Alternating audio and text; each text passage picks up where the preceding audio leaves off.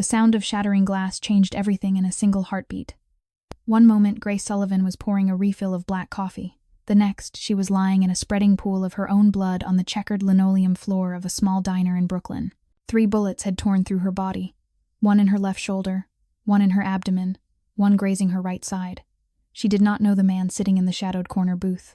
The one wearing the $10,000 charcoal suit with the scar running down his left jaw was Alessandro Romano, the most ruthless crime lord on the entire East Coast. She only knew that a gun was pointed at his head, and pure instinct had taken over her exhausted body. By the time the NYPD sirens began wailing in the distance, both the waitress and the Mafia boss had vanished into the rain. This is not just a love story. This is a tale of blood, of betrayal, and 3 bullets that rewrote destiny itself. Rain in New York City does not wash things clean. It only makes the filth more slippery. It was 2 a.m. on a Tuesday, and Miller's Diner, tucked away on a quiet corner of 4th Avenue in Brooklyn, was nearly empty. The neon sign outside buzzed with an irritating hum, flickering between a garish pink and a dying gray. Grace Sullivan wiped the counter for the 50th time that night. Her feet throbbed inside her torn sneakers, the soles worn so thin she could feel the cold tile beneath. She had been standing since 5 a.m, 18 hours straight. First the bakery shift at dawn, then cleaning offices in Midtown. Now this graveyard shift at the diner. Her shoebox apartment in Queens was 4 months behind on rent. Her landlord, Mr. Patterson, had stopped leaving voicemails. Now he just slid eviction notices under her door every 3 days. But the rent was not what kept Grace awake at night.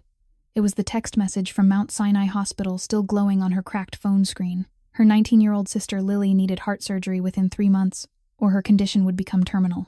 The cost was $200,000. Grace had $47 in her bank account. She had already sold everything she owned. She had already begged every relative who would answer the phone. She had already worked until her body screamed for mercy. And still, it was not enough. It would never be enough. If this story satisfies your craving for intense drama, smash that like button right now. Share this video with someone who loves a good mafia romance. And subscribe to the channel so you never miss the next chapter. Because this is only the beginning of Grace's descent into the underworld. Grace let out a quiet sigh and slipped her phone into the pocket of her apron. She didn't have time to fall apart. She still had work to do. Her eyes drifted across the nearly empty diner and settled on the shadowed corner at the very back. Old Man Murray was still perched at the counter, sipping decaf coffee and muttering something about the weather. But it was the man at table number 4 who held Grace's attention. He'd come in about 20 minutes earlier, while she was wiping down a table near the window. She remembered the moment clearly. The door had swung open, cold wind and rain rushing inside, and then he'd stepped over the threshold, as if he owned the world itself. He carried a black umbrella, shaking off the water with movements that were precise and sharp. Nothing wasted. Nothing extra. He didn't look at the menu. He'd spoken only 4 words, in a voice so low Grace felt it echo in her chest. Black coffee, water, no ice. Then he'd walked straight to the farthest corner of the diner, where the neon lights couldn't reach, where he could watch every door and window without anyone ever coming up behind him. Grace had served enough people to know this wasn't normal behavior. This was habit, the kind born of constant vigilance, of a man with enemies. Now she stood behind the counter, stealing glances at him through her lashes. He wore a charcoal gray suit, the kind of fabric Grace had only ever seen in magazines in hospital waiting rooms when she took Lily to appointments. The suit fit him like it had been stitched directly onto his body. Broad shoulders, narrow waist, radiating a kind of authority that money alone couldn't buy. On his wrist was a watch Grace didn't recognize, but she was certain it cost more than the apartment she was about to be evicted from. His face was sharp as a blade. A hard-cut jawline, a straight nose, thin lips pressed together as if he'd never learned how to smile. But what made Grace shiver was the scar, a faint line running from the corner of his left jaw down toward his neck, like the trace of a knife or a bullet that had barely missed. That scar told a story of violence, of danger, of a life Grace wanted no part of. And his eyes, God, those eyes, cold gray like steel, like a New York sky before a storm, without a hint of warmth, without a flicker of emotion. He was staring at the phone in his hand, his thumb moving across the screen with lethal speed. Grace wondered what he was reading. Maybe a work email, maybe a message from a lover, maybe something she should never know. The coffee pot in her hand had gone cold. She needed to refill his cup. It was her job, but her feet refused to move. There was something about this man that made every survival instinct in her scream to stay away. But Grace Sullivan didn't have the luxury of choice. She needed the tips. She needed every single dollar she could earn. She drew a deep breath, tightened her grip on the coffee pot, and walked toward table number 4. "More coffee, sir?" she asked, her voice shaking more than she wanted to admit. Alessandro Romano didn't look up right away. He finished reading the message on his screen. "The shipment has docked.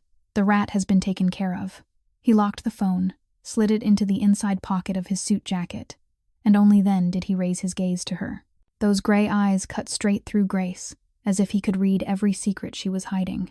She felt exposed under that stare, small and insignificant as dust. Then something strange happened.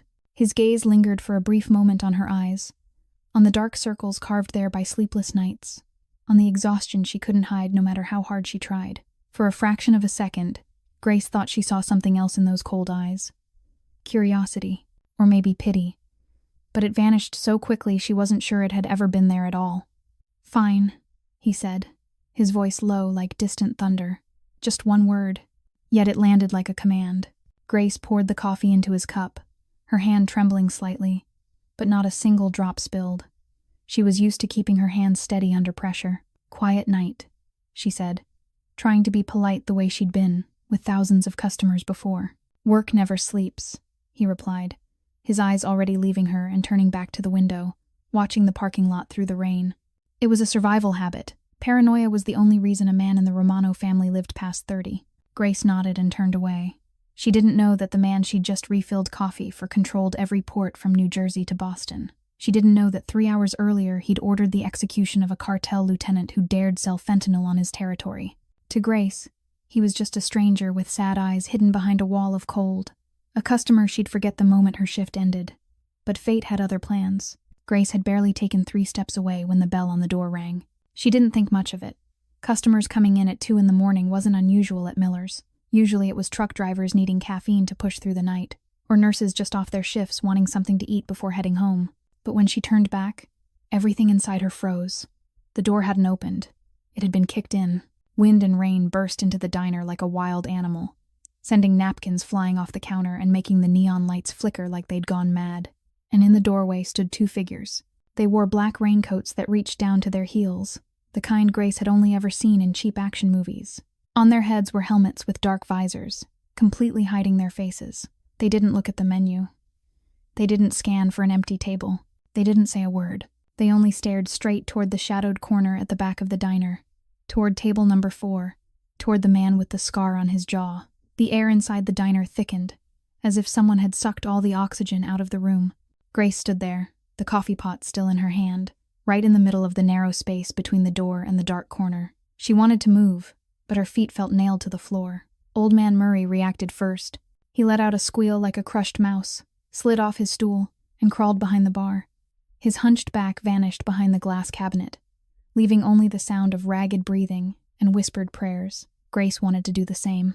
She wanted to run, to hide, to disappear from this place, but her legs refused to obey. Then she saw them. In each raincoated man's hand was a gun, black, cold, and attached to each barrel was a long tube Grace knew was a silencer. She'd seen enough movies to know what those were for. To kill someone without anyone hearing a thing. Her heart slammed against her ribs, so hard she thought it might burst. Instinctively, she turned her head toward table number 4, as if she needed to confirm that the man there was seeing the same nightmare she was. Alessandro Romano was halfway to his feet. No, more accurately, he was trying to stand. But his position was terrible. He was wedged deep into the corner, trapped between the heavy wooden table and the wall. To get out, he'd need at least 2 seconds. 2 seconds was more than enough time to die. His right hand was reaching under the edge of his suit jacket, toward his waist, where Grace only now realized there was an unnatural bulge. A gun. This man was armed too. Dear God, what was she standing in the middle of? Alessandro's gray eyes met hers for a split second, and in that instant, Grace saw something she hadn't seen in him before. Not fear, not panic, but cold calculation, as if he were measuring every possibility, every exit, every way to survive the night. But she saw something else too. A brief flicker, gone in a heartbeat. Maybe regret that she, an uninvolved waitress, was standing right in the line of fire. The 2 men in raincoats moved forward. Their boots struck the wet tile floor with heavy, steady steps, like the beat of a death drum. They weren't rushing. They knew their prey had nowhere to go. They raised their guns, both at the same time, as if they'd practiced it hundreds of times. 2 black muzzles aimed straight at table number 4, at Alessandro Romano, and Grace Sullivan stood there, right between them, still clutching the now cold coffee pot, her heart pounding like a war drum, completely unaware that in just a few seconds, she was about to do the most reckless thing of her life. Everything happened in a split second. Grace saw the first assassin's finger tighten on the trigger. She saw the muscles on the back of his hand tense beneath the black leather glove. She saw the muzzle aimed straight at the man at table number 4, the man she didn't know, the man with the cold gray eyes and the scar on his jaw. And in that moment, Grace's mind shut down. There were no thoughts, no calculations, no questions of why or for what. There was only instinct. The purest instinct a human being has. The instinct to save another life. She didn't know what she was doing. Her body moved before her consciousness could catch up. Legs exhausted from standing for 18 hours, suddenly sprang like coiled steel. The coffee pot in her hand flew toward the assassin, not as an attack but as reflex, the way she threw away whatever she was holding to free her hands. "Get down!" Her scream tore out of her throat, crashing through the empty diner like thunder. She lunged toward table number 4, not running away from danger, running straight into it.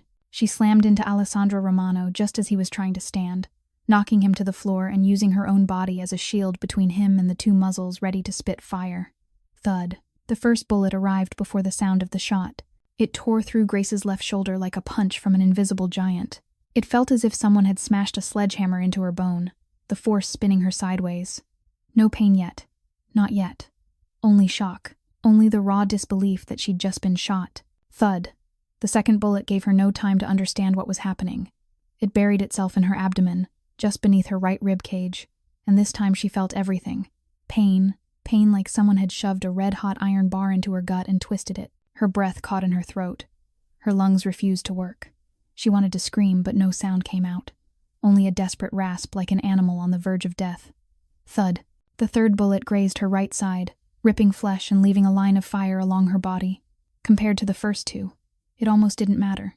But it was the last one, the one that killed her final hope. Grace fell, not slowly like in the movies, where everything turns dramatic and slow. She collapsed like a puppet with its strings cut, knees slamming into the cold tile, then her entire body tipping onto its side. She lay there on the filthy checkered floor of Miller's diner, the floor she'd scrubbed over and over for 2 years. Blood began to flow. More than she'd imagined. It poured from her shoulder, from her abdomen, from the torn flesh at her side, spreading into a dark red pool across the floor. Warm. Her blood felt strangely warm against the cold tile. Then the cold came. It started in her fingers and toes and crept inward like winter fog slipping through a cracked window. Grace tried to move, but her body no longer belonged to her. It was just heavy flesh bleeding out on the floor. A metallic taste filled her mouth. Sharp, thick, like she'd licked an old coin. She realized it was blood. Her own blood. The world around her began to blur. Flickering neon lights turned into smeared streaks of pink and gray. Sound drifted away, as if she were sinking underwater, and everything above the surface no longer reached her clearly. She heard gunshots. More of them. Louder. Unsuppressed. She heard someone screaming, glass shattering, running footsteps. But it all felt distant, like it was happening in another world, another dimension she no longer belonged to. In the fog of her fading consciousness, Grace thought of Lily, her sister, 19 years old, a fragile heart, an innocent smile, eyes that always looked at her with absolute trust. Lily. Grace wanted to call her name, but her lips wouldn't move. "I'm sorry. I couldn't save you. I couldn't earn enough money, and now I'm dying on the floor of a cheap diner for saving a man whose name I didn't even know." Tears slid from the corners of Grace's eyes, mixing with the blood beneath her. Strangely, she felt no regret for what she'd done. She only regretted not being there for Lily. Only regretted that her sister would have to face this world alone. Only regretted that she'd never see Lily healthy, running free, living a normal life. The world grew dim, dark, cold. Grace Sullivan closed her eyes, and the darkness swallowed her whole. Alessandro Romano had witnessed many deaths in his life. He had watched his father collapse into a pool of blood when he was only 12 years old. He had ordered the executions of dozens of enemies without a flicker of hesitation. He had personally ended traitors with hands steady as stone. But never, not once in all of his 36 years, Had he seen a stranger throw herself into gunfire to take bullets meant for him? For a single instant, Alessandro froze. The thin waitress with the sad eyes had just knocked him to the floor and taken 3 bullets in his place. 3 bullets that should have torn into his chest. 3 bullets that should have ended his life. But that instant passed as quickly as it came. Alessandro Romano didn't become the don of the most powerful family on the East Coast by standing still and waiting to die. Survival instincts sharpened over 20 years in the underworld ignited inside him like fire. He rolled to the side, one hand bracing against the floor, the other drawing his Glock 19 from the holster hidden beneath his suit jacket. At the same time, he kicked hard at the leg of the heavy wooden table, flipping it up to form a temporary shield between himself and the 2 assassins. Solid oak, 3 centimeters thick. Not enough to stop armor-piercing rounds, but enough to deflect a few shots. Bang, bang, bang. Alessandro's gun roared without a suppressor, without hesitation. He didn't need silence. He needed speed. He needed precision. And he had both. The first shot punched straight through the visor of the lead assassin's helmet. Alessandro saw the glass explode, saw blood spray, saw the large body collapse to the floor like a sack with its strings cut, dead on the spot. The second man reacted faster. He dodged sideways, ducked behind another table, and fired back. The bullet grazed Alessandro's shoulder, shredding the fabric of his $10,000 suit, but never touching skin. Alessandro returned fire with 2 rapid shots. The first hit the assassin's shoulder. The second tore through his thigh. The man screamed, dropped his weapon, and staggered backward toward the door. He was alive, but he was no longer a threat, and he was running. Alessandro wanted to chase him. The predator's instinct screamed inside him, demanding that he finish every danger, leave no rat alive that could come back to bite. Then he looked down. The girl was lying there, right at his feet, in a pool of blood spreading wider with every second. There was too much blood. So much that even Alessandro, a man who had seen countless deaths, felt a jolt of shock. It poured from her shoulder, from her abdomen, from her side, soaking her pale blue uniform and seeping into the checkered tile floor. She took the bullets for me. The thought drove into Alessandro's mind like a blade. A stranger, an exhausted waitress he hadn't bothered to look at twice. She had run into gunfire to save him. Why? He didn't understand. He couldn't understand. In his world, no one did anything without purpose. No one sacrificed without demanding payment. But this girl had done exactly that, for a man she didn't even know. Alessandro holstered his gun and dropped to his knees beside her. He pressed 2 fingers to her neck, searching for a pulse. Weak, very weak, but still there. He didn't have time. Calling the police wasn't an option. Police meant reports. Reports meant questions. Questions meant exposing his location to enemies before he even knew who had sent the assassins. An ambulance wouldn't work either. Too slow. This girl would be dead before it arrived. He pulled out his phone and hit speed dial. Daniel, bring the car to the back. Now. I've got a casualty. Abdominal wound. Massive blood loss. Prep the medical room at the estate. Boss, are you hurt? Daniel's panicked voice came through the line. Not me. Alessandra looked down at Grace's ashen face, her eyes tightly shut, her lips already turning blue. A civilian. Drive faster if you don't want me to kill you first. He ended the call and slid his arms beneath the girl's body, one arm supporting her back, the other under her knees. He lifted her as if she were a child. She was terrifyingly light, light as if there was nothing left inside her body but bone and despair. Her blood soaked into his suit, spreading across the white shirt beneath, hot and slick. Alessandro didn't care. That suit cost $10,000. This girl's life was priceless. She can't die, he whispered as he strode toward the back door and kicked it open into the dark alley. Do you hear me? You can't die tonight. I owe you a life, and the Romano family always pays its debts. The black Mercedes was already waiting in the dark alley, headlights off, the engine growling like a beast held on a leash. Daniel Russo, Alessandro's most loyal bodyguard, stood beside the car with a gun in his hand, eyes sweeping the shadows for danger. When he saw his boss step out carrying a blood-soaked girl in his arms, his eyes widened, but he didn't ask a single question. He simply opened the rear door and stepped aside. Alessandro slid into the back seat, still holding Grace tightly against his chest. Her blood had soaked the entire front of his suit jacket, spreading down his trousers and dripping onto the cream-colored leather seat. Drive, Alessandro ordered. To the estate. Tell Dr. Elena to prep the operating room. Daniel didn't need to hear it twice. He jumped into the driver's seat, slammed the accelerator, and the car shot out of the alley like a bullet, Tires screamed against the wet asphalt, spraying rainwater to both sides. Red traffic lights streaked past like blurred flashes of color. Daniel didn't stop. He didn't slow down. He drove as if the devil himself were chasing them. And tonight, perhaps the devil truly was. Alessandro looked down at Grace's face. Under the passing streetlight slipping across the window, she looked dead. Her skin was wax white, her lips tinged blue, her eyes tightly shut, but her chest still rose and fell faintly, and he could feel her heart beating beneath the hand, pressing hard against the wound in her abdomen. He didn't know who she was. A waitress from a cheap diner, worn shoes, a threadbare uniform, the tired eyes of someone who worked too much and slept too little. He'd seen thousands like her, invisible ghosts of this city, people he'd never once bothered to notice. Yet she'd done something no one had ever done for him. She'd been willing to die for him. Why? The question burned in Alessandro's mind, like a wound that wouldn't heal. He was the man New York feared. The boss whose name people spoke only in whispers. He'd killed, tortured, and destroyed lives without hesitation. And yet a stranger had thrown herself into gunfire for him as if his life were worth more than her own. Daniel. Alessandro spoke, his voice low and cold. "I'm listening, boss. This girl, find out everything about her. Name, address, family, job, debts, everything. I want a report on my desk by morning." "Understood." Daniel nodded, hands firm on the steering wheel, eyes locked on the road ahead. Just then, Grace stirred in Alessandro's arms. Her blue-tinged lips moved, struggling to form words. Alessandro bent down, bringing his ear close to her mouth to hear. Lily. Her voice was barely a breath, but Alessandro caught every syllable. "My sister Lily, please don't let her be alone. She was dying and still thinking of someone else." Alessandro felt something strange tighten in his chest. A sensation he couldn't name. Something that had died inside him long ago now shifting as if it wanted to live again. "I'll take care of it," he heard himself say. "Your sister will be fine. She'll be safe. Just hold on a little longer." Grace didn't answer.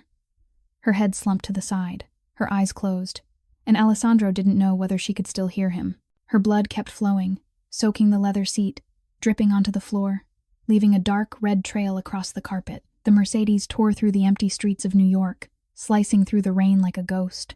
Ahead, streetlights smeared into pale blurs behind rain-streaked glass. Behind them, the distant wail of police sirens began to rise from the direction of Miller's diner, and in the back seat, Alessandro Romano held tight to a dying girl he didn't know, wondering why his heart was pounding so hard, why the thought of her not surviving the night filled him with a fear he'd never known before. The Romano estate sat atop a hill on the outskirts of Long Island, hidden behind rows of ancient oak trees and a 3-meter-high stone wall. Under normal circumstances, it took 45 minutes for the Mercedes to get here from Brooklyn.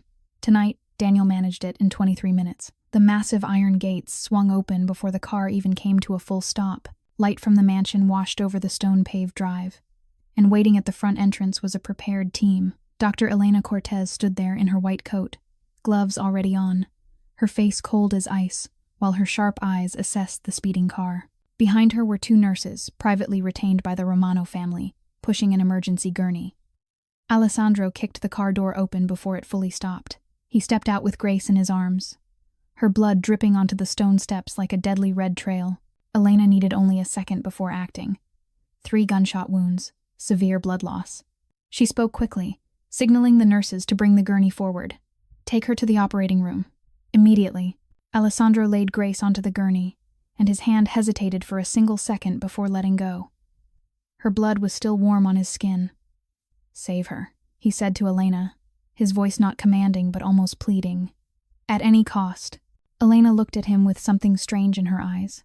She had served as the Romano family's private physician for 15 years. She had stitched countless wounds on Alessandro, on his men, and sometimes even on his enemies before interrogation. But she had never seen this expression in the eyes of the cold dawn.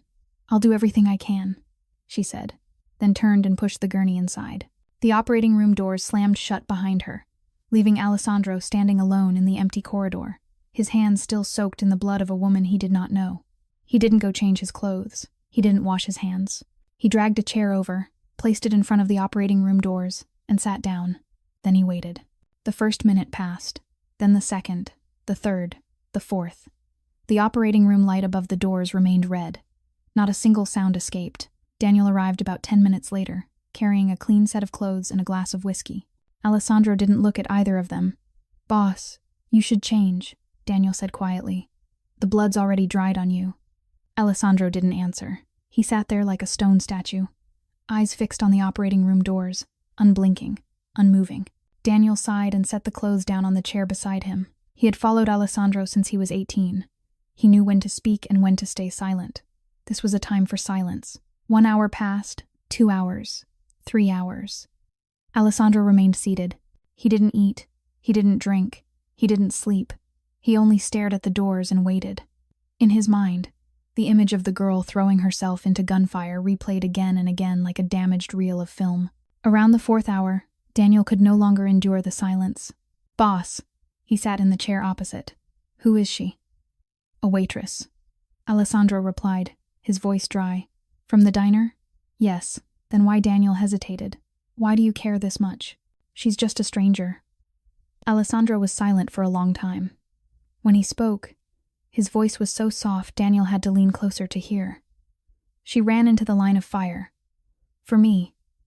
A man she didn't even know." Daniel didn't know what to say. He had seen many insane things in this world, but this went beyond his understanding. "Find anything on her yet?" Alessandro asked. Daniel nodded and pulled out his phone.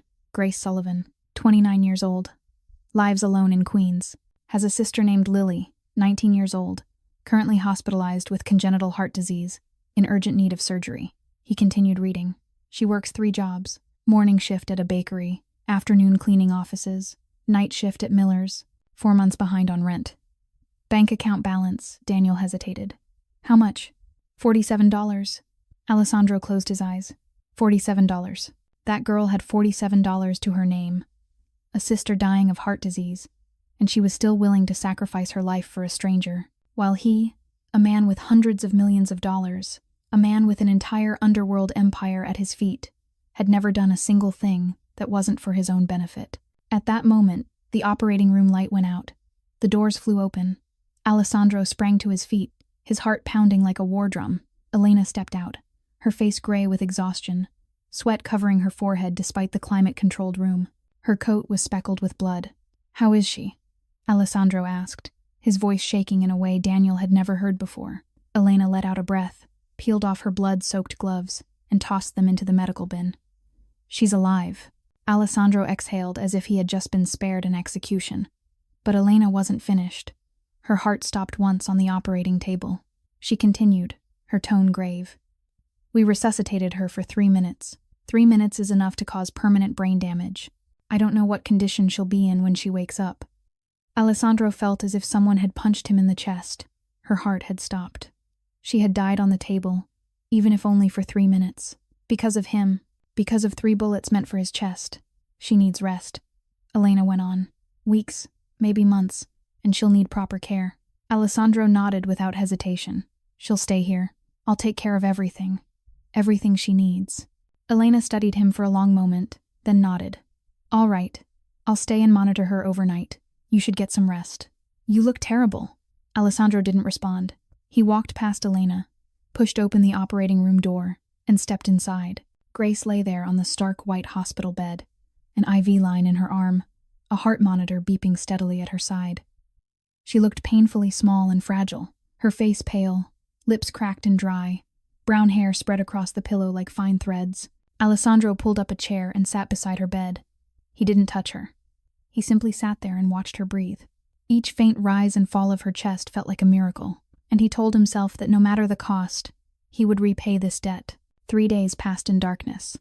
3 days in which Grace drifted through a long, dreamless haze where there was no pain, no worry, no weight of life pressing down on her, only a gentle emptiness, soft as if she were wrapped in cotton. Then the light came, slowly, gently, like dawn slipping through the last traces of night. Grace felt it before she opened her eyes. The light was warm, not harsh like the fluorescent lamps in Miller's diner, not cold like the streetlights that spilled through the cracked window of her rundown apartment. This was a different kind of light, soft, tender, unfamiliar. She opened her eyes and didn't recognize where she was. The ceiling rose impossibly high, decorated with delicate gold lines curling into classical patterns. A crystal chandelier hovered above her, thousands of glass pieces catching the light like frozen drops of water suspended in midair. Deep red velvet curtains were drawn aside, revealing a wide window that looked out over a lush green garden Grace had never seen anywhere in New York. She was lying on an enormous bed, larger than the entire living room of her queen's apartment. White silk sheets cradled her body, so soft she felt as if she were floating on clouds. A thick blanket kept her warm, and when she shifted slightly, the faint scent of lavender rose from the pillow beneath her head. Where am I? The thought cut through the fog in her mind, then the second thought arrived, carrying pain with it. She tried to sit up and her entire body screamed in protest. Her left shoulder throbbed as if someone were drilling into the bone. Her abdomen clenched, every breath sending waves of agony rippling through her. Her right side burned as if licked by fire. Memories came crashing back like a tidal wave. Shattering glass, 2 men in black raincoats, dark gun barrels, the man with the scar on his jaw. She had run forward. She had screamed, then pain. So much pain. And darkness. I was shot, Grace whispered, her voice rough and broken, as if her throat hadn't been used in days. I was shot 3 times. Panic surged in her chest like a rising tide. Where was she? Why was she still alive? Who had brought her here? Was this a hospital? No, it couldn't be. Hospitals didn't have velvet curtains and crystal chandeliers. Had she been kidnapped? Imprisoned? That man, the one she'd saved, who was he? What did he want from her? Lily. Her sister's name cut through every tangled thought like an arrow. Lily, her sister, lying in a hospital bed, waiting for surgery, waiting for Grace to earn enough money. How long had she been away from Lily? 3 days. A week. Who was taking care of her? Who was paying the hospital bills? Who was holding her hand when she was scared? Grace forced herself to move, ignoring the pain tearing through her body. She had to get out of here. She had to get back to Lily. She didn't have time to lie in this luxurious room while her sister was alone, but her body refused to cooperate. She barely managed to lift her back from the bed before her head spun, her vision blurred, and she collapsed back onto the pillow with a groan of pain. At that moment, the door opened. Grace turned her head, heart pounding, bracing herself for whatever awaited her. But the person who entered wasn't the frightening man with the cold gray eyes. It was an older woman, perhaps 65, her silver hair neatly pinned at the back of her head, her kind face lined with the marks of a life lived decently. She wore a simple but elegant black outfit, and her steps were light, as if she didn't want to disturb anyone. "Oh, you're awake," the woman said, her voice warm with a faint Italian lilt. "Thank God. You've been asleep for 3 days. I'm Sophia, the housekeeper of this estate. You gave us quite a scare, my dear." "Estate?" Grace asked, her voice trembling. "Where am I?" "This is Mr. Romano's home," Sophia replied, stepping closer and placing her hand on Grace's forehead as if checking her temperature. "He brought you here after what happened that night. Dr. Elena operated on you for 7 hours. You're very lucky to be alive, my dear." Romano. The name rang in Grace's mind like an alarm bell. She had heard it before, in news reports about organized crime, in whispered stories in her poor neighborhood. The Romano family, Mafia. Her blood ran cold. "Am I being held here?" she asked, her voice rising despite herself. "What do you want from me?" "I have nothing. I'm just a waitress. I don't know anything. Please let me go. My sister needs me." Sophia looked at her with deep compassion. "No one is holding you, my dear," she said gently. "Mr. Romano saved you. You took bullets for him, and he brought you here to be treated. You are a guest in this house, not a prisoner." Grace wanted to believe that. She truly did, but she'd lived long enough in this world to know that nothing was ever free, especially from people like Romano. "My sister," Grace said, her voice breaking. "Lily. She's at Mount Sinai Hospital. She has a heart condition. She needs me. Please let me call her. Please tell me if she's all right." Sophia nodded and pulled a phone from her pocket. It wasn't Grace's cracked screen phone.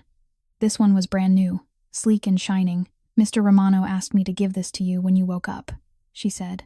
"You can call anyone you like, and he would like to see you as well, when you're strong enough." Grace took the phone with shaking hands. She didn't understand what was happening. She didn't understand why a mafia boss would save her, house her in a grand estate, and give her a new phone. But right now, she didn't need to understand. She only needed to hear Lily's voice, only needed to know that her sister was still there, still breathing, still waiting for her. Grace had just finished her call with Lily when the door opened again. This time, the person who entered changed the entire atmosphere of the room. Sophia dipped her head slightly and retreated, closing the door behind her, leaving Grace alone with the man she had risked her life to save 3 nights earlier. Alessandro Romano stood there in the doorway, taller and more intimidating than she remembered. He was no longer wearing the blood-stained charcoal suit. Now he wore a black shirt, collar open, sleeves rolled up to reveal solid forearms and a faint tattoo Grace couldn't quite make out. His dark hair was slicked back, sharp and precise like a blade. And those eyes, the cold steel gray eyes she had seen at Miller's diner, they were fixed on her now, piercing straight through her, as if he could read every thought racing through her mind. Grace instinctively curled inward, pulling the blanket up to her chest like a useless shield. Her heart pounded out of rhythm, partly from fear, partly from something she couldn't name. "The waitress is awake." Alessandro spoke, his voice low and resonant like distant thunder. He stepped into the room, each movement slow and deliberate, like a panther closing in on its prey. "I am Alessandro Romano." He stopped a few steps from her bed, close enough for her to see the scar along his jaw clearly, far enough that she didn't feel cornered. "And you, Grace Sullivan, did the most foolish thing I have ever witnessed in my life." Grace swallowed, her throat dry. "I didn't know who you were," she replied, her voice shaking though she fought to steady it. "I only saw someone about to be killed. I didn't think."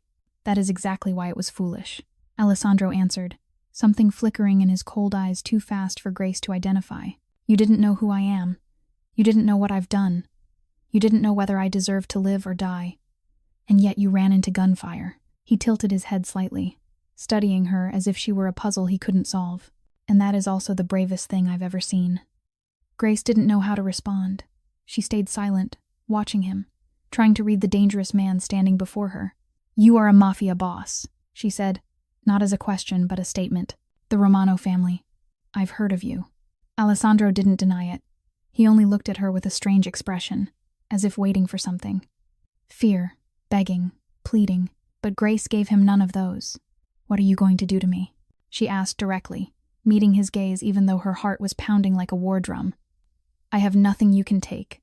I don't know anything you need to silence. If you're going to kill me, please do it quickly. My sister needs to know I'm dead so she can keep living." Silence stretched between them.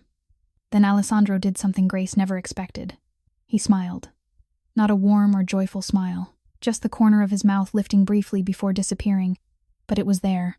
"You have courage," he said, his voice carrying something close to respect. "Most people who stand before me tremble and beg. You look me in the eye and speak of death as if it were the weather." "I've lived my whole life in fear," Grace replied, her voice steadier than she expected. "Fear of not having enough for rent, fear of my sister dying from heart disease, fear of waking up tomorrow with nothing to eat. Compared to those things, you're not that frightening, Mr. Romano." Alessandro studied her for a long moment, gray eyes never leaving her face. Then he nodded, as if she had passed some test she hadn't known she was taking. "I'm not going to kill you," he said. "I'm going to repay a debt. You saved my life. You took 3 bullets meant for me. In my world, that is a debt beyond measure, and the Romano family always pays its debts." He stepped closer, now standing beside her bed, looking down at her with an expression Grace couldn't decipher. "From this moment on, you are under my protection. No one touches you. No one harms you. You are a guest of the Romano family, until I decide this debt has been fully repaid." Grace opened her mouth to object, but Alessandro had already turned and walked away. "Rest," he said over his shoulder. "You're still very weak. I'll return when you're strong enough to talk." Then he disappeared through the door, leaving Grace alone with her racing heart and thousands of unanswered questions. A week passed since that first meeting.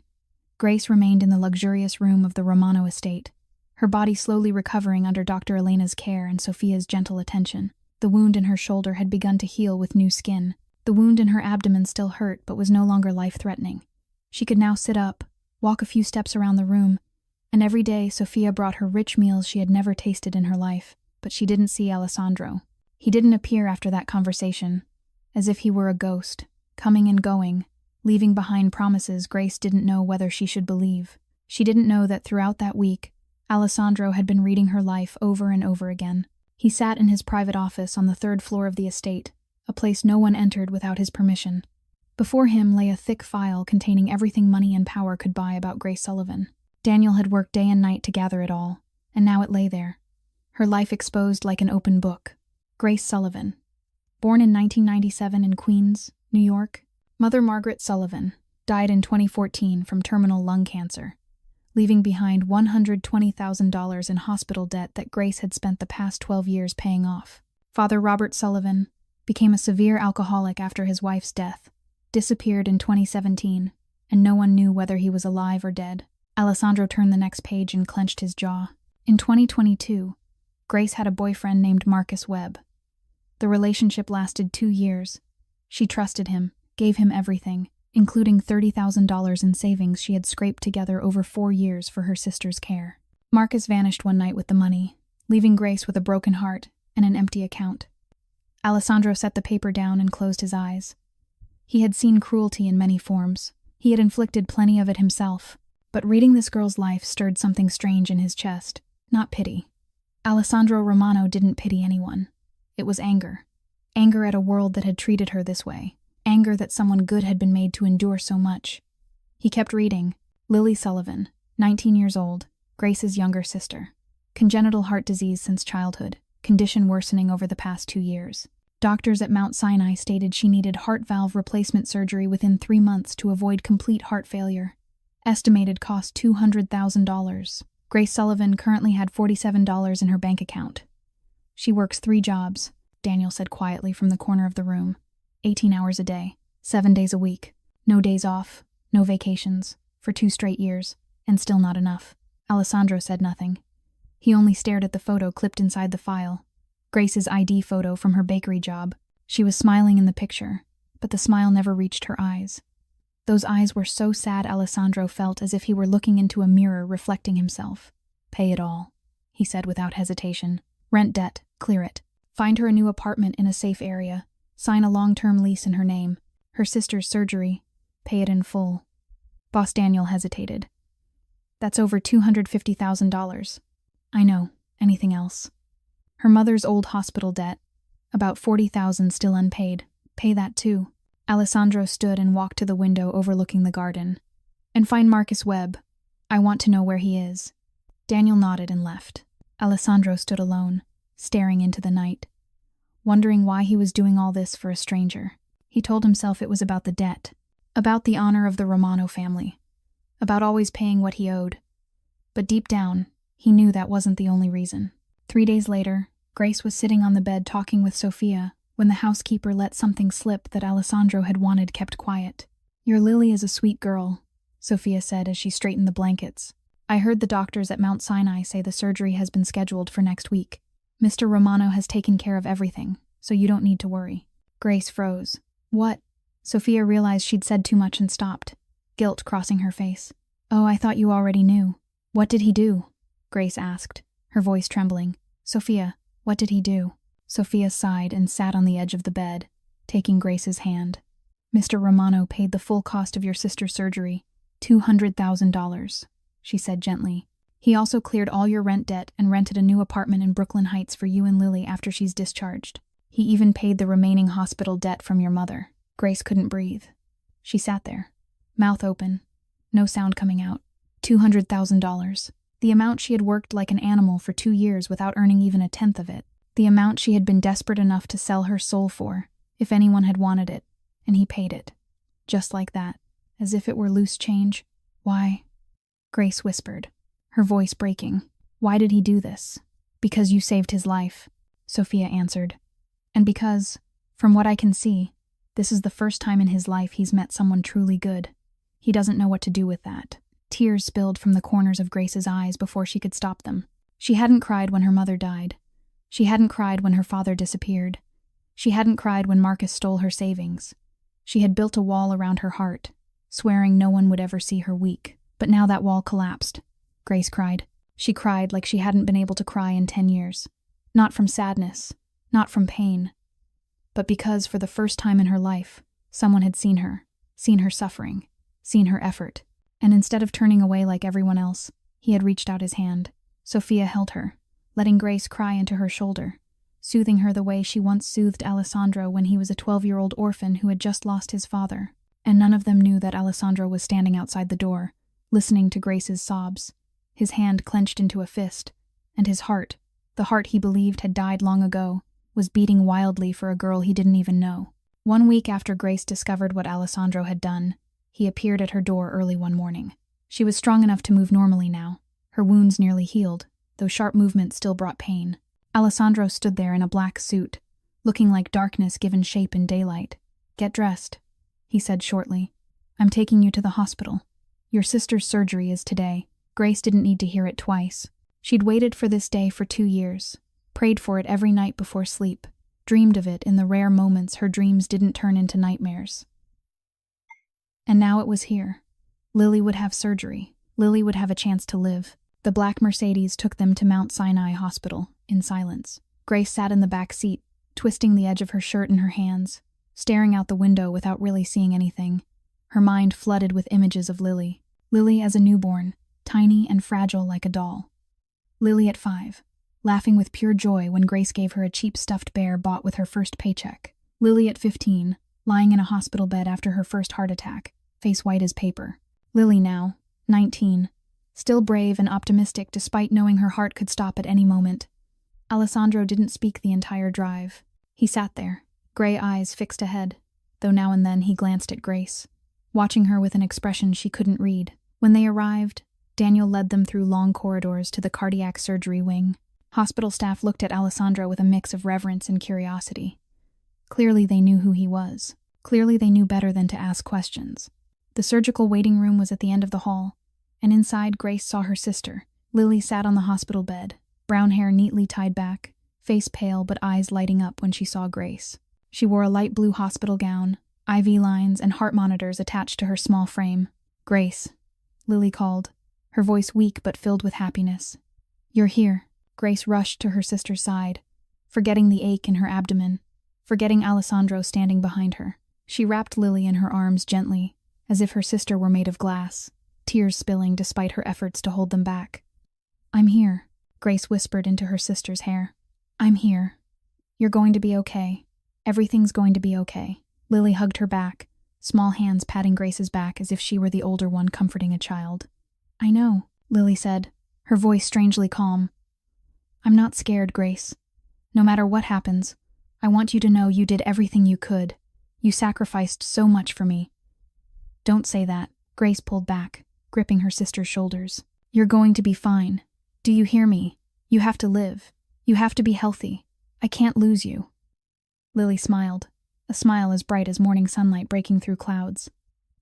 "I'll try. For you." The medical team arrived minutes later to take Lily to surgery. Grace held her sister's hand until the last second, until the operating room doors closed and Lily disappeared behind frosted glass. The surgery began at 8 in the morning. The lead surgeon told Grace it could take anywhere from 10 to 15 hours depending on the condition of Lily's heart valve. They would update her every few hours. All she had to do was wait. Wait, as if that were easy. Grace sat on a hard plastic chair in the hallway, eyes locked on the operating room doors, and began the longest torment of her life. The first hour passed in silence. Grace sat there, hands clenched so tightly her nails bit into her palms, leaving red marks behind. She didn't eat, didn't drink, didn't speak to anyone. She only stared at the door and prayed, though she wasn't sure who she was praying to. The second hour, a nurse came out with an update. The surgery was progressing well. Lily's heart was stable. Grace nodded, lips moving in thanks though no sound came out. The third hour, the fourth, the fifth. Grace began to shake, not from cold, though the hospital air was kept low. She shook from fear, from worry, from the thought that behind those doors, her sister's heart lay open on an operating table, and at any moment, it could stop forever. Alessandro appeared around the 6th hour. Grace didn't know where he'd been before that. Maybe he had business to attend to, maybe an entire underground empire to run. She didn't ask, and he didn't explain. He simply walked over, said nothing, and sat in the chair beside her. Silence. He didn't ask if she was all right because it was obvious she wasn't. He didn't offer hollow comfort because he wasn't the kind of man who did. He just sat there, beside her, his presence solid as rock in the middle of a storm. Grace didn't know why, but she felt a little less afraid with him there. The 7th hour brought a minor complication. A nurse said Lily's heart had beaten irregularly for a few minutes but had stabilized again. Grace nearly collapsed when she heard that. She bent forward, hands clutching her head, and for the first time let a sob tear free from her throat. A hand settled on her back, warm, steady. Alessandro didn't speak. He simply left his hand there, an anchor in her panic. The 8th hour, the 9th, the 10th, Grace lost all sense of time. She only knew she was sitting there in a cold hospital hallway beside a Mafia boss, waiting for news about the most precious life she had. The 11th hour, the 12th. Then the operating room doors opened. The lead surgeon stepped out, still in surgical scrubs, mask pulled down to his chin. His face was exhausted, but something in his eyes made Grace's heart skip a beat. She jumped to her feet, legs trembling so badly she nearly fell. "The surgery is complete," the doctor said, and a small smile appeared on his lips. "The new heart valve is working perfectly. Your sister is a fighter, Miss Sullivan. She'll need time to recover, but she will live. She will be healthy." Grace didn't hear anything after the word live. The world dissolved around her. Her knees buckled and she fell. But she didn't hit the floor. Strong arms caught her, pulling her into a firm, warm embrace. Alessandro. Grace didn't know what she was doing. She only knew she was crying like she never had before, sobs tearing from her chest, tears streaming freely down her face. She cried from relief, from gratitude, from the release of 2 years spent carrying the terror of losing her sister alone, a terror that had finally been lifted. She cried in the arms of a man whose name she hadn't even known 2 weeks earlier. And Alessandro, the most ruthless man on the East Coast, a man who had killed without hesitation, a man who believed his heart had died long ago, stood there holding her. He said nothing. He didn't need to. He only held her tighter, letting her cry into his chest, letting her tears soak into his expensive suit. And inside his chest, the heart he thought long dead was pounding wildly, feeling something he couldn't name, something far beyond the repayment of a debt. For the first time in 24 years, since his father was murdered, Alessandro Romano felt something other than emptiness, and that terrified him more than any enemy he had ever faced. 2 weeks after Lily's surgery, Grace had almost fully recovered. The wound on her shoulder was now just a faint pink scar. The wound on her abdomen had healed completely, aching only slightly when she laughed too hard or bent too quickly. She could move freely through the estate, exploring every corner of the vast mansion she once would never have believed existed. Lily was still in the hospital for post-operative monitoring, but every day Alessandro had a car take Grace to visit her. Lily's condition improved with each passing day. She could sit up, talk, laugh, and her cheeks were rosy again, instead of the ghostly pale they once were. The doctors said she would likely be discharged in a few more weeks. Grace had never seen her sister so full of life. Yet inside the Romano estate, Grace began to feel restless. She wasn't used to doing nothing. She had worked her entire life, from morning until night, without a moment of rest. Now, with no job to rush to, no bills to fear, no crushing terror of losing her sister weighing on her shoulders, she didn't know what to do with herself. One evening, after Sophia had gone to bed early and the estate had fallen silent, Grace slipped into the kitchen. The Romano kitchen was larger than her old apartment, with gleaming oak cabinets, black granite counters, and every modern cooking appliance she had only ever seen on television. She opened the refrigerator, surprised to find it overflowing with fresh ingredients. Then she started cooking. Nothing special. Just a simple pasta with tomato sauce her mother had taught her to make when she was little. The scent of garlic sizzling filled the kitchen, mingling with ripe tomatoes and fresh basil. Grace stood at the stove, stirring the sauce, and for the first time in a long while, she felt calm. She didn't know Alessandro was standing in the doorway, watching her. "What are you doing?"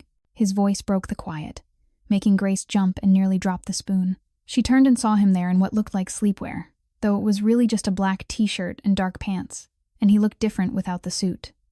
Younger, softer, less frightening. "I'm making pasta," Grace said, a little embarrassed, like a child caught sneaking food. "I couldn't sleep, and I'm not used to sitting around. I'm sorry if I'm bothering you." Alessandro said nothing. He walked into the kitchen, pulled out a chair, and sat at the island. His gray eyes followed every movement Grace made, but not with their usual coldness. There was something else there. Curiosity, maybe even nostalgia. "I can't remember the last time anyone cooked in this kitchen," he said, his voice low and distant. "Probably since my mother was alive." Grace paused her stirring and glanced at him over her shoulder. Your mother Alessandro looked down at the stone counter, his fingers tracing invisible lines across the cold surface. "She died when I was 10. Heart disease, like your sister. Medicine just wasn't what it is now." "I'm sorry," Grace said quietly, not knowing what else to say. "Don't apologize for things you didn't cause." Alessandro looked up at her. 2 years later, my father was murdered. Right in front of me. I was 12, standing there watching him fall into a pool of blood, Unable to do anything, Grace turned off the stove and leaned back against the counter, studying the man before her. In the soft yellow kitchen light, he no longer looked like a ruthless mafia boss. He looked like a lonely man carrying wounds no one had ever tended. "My mother died of illness, too," Grace said, her voice barely above a breath. "Lung cancer. I was 17 and dropped out of school to care for her in her final months. Then my father started drinking. He couldn't bear losing his wife, so he tried to forget in cheap bottles of whiskey. 3 years later, he left. No goodbye, no explanation. Just one morning I woke up and he was gone." They looked at each other in silence, and in that moment, every barrier between them seemed to dissolve. No mafia boss and poor waitress, no savior and saved. Just two lonely souls, two broken hearts, finding each other in a cruel world. "We're the same," Alessandro said, his voice rough. "Betrayed by the world, forced to carry everything on our own while we were still too young." Grace nodded, her eyes stinging though she didn't cry. She'd cried enough. "Maybe that's why I ran to save you that night," she said.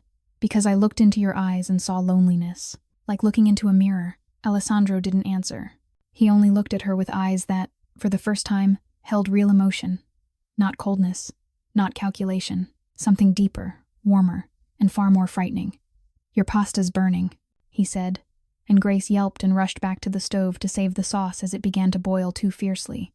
But when she turned her back, she didn't see Alessandro smile. A small, fleeting smile, but the first genuine one he'd allowed himself in many years. That night, Grace had a nightmare. She was standing in the middle of Miller's diner, the coffee pot in her hand, when two dark figures appeared at the door.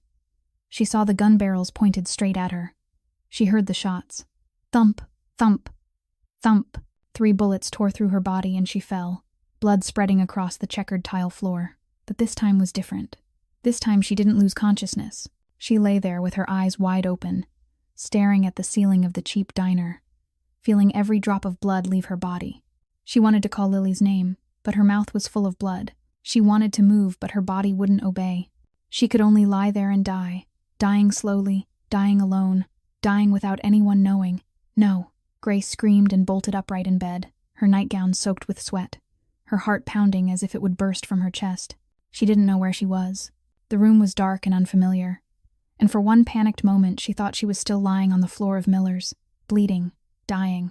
Then the door flew open. Light from the hallway spilled in, and a figure rushed to her bedside. "Grace." Alessandro's voice sounded low and worried in a way she'd never heard from him before. "Grace, are you all right?" She was trembling, her whole body icy cold even though sweat streamed down her forehead. She couldn't answer. She could only stare at him with terrified eyes, like a wounded animal with nowhere to cling. Alessandro didn't ask anything else. He sat on the edge of the bed and pulled her into his arms, holding her tightly as if he could shield her from every ghost in her mind. "It was just a nightmare," he whispered into her hair. "You're safe. You're here with me. No one can hurt you." Grace buried her face against his chest, breathing in the faint scent of sandalwood and musk from his skin. His heart beat steadily beneath the thin fabric, strong and solid, like an anchor in the storm. She clung to him, as if he were the only thing keeping her from falling into the abyss. How long they sat like that, Grace didn't know. Maybe minutes, maybe hours.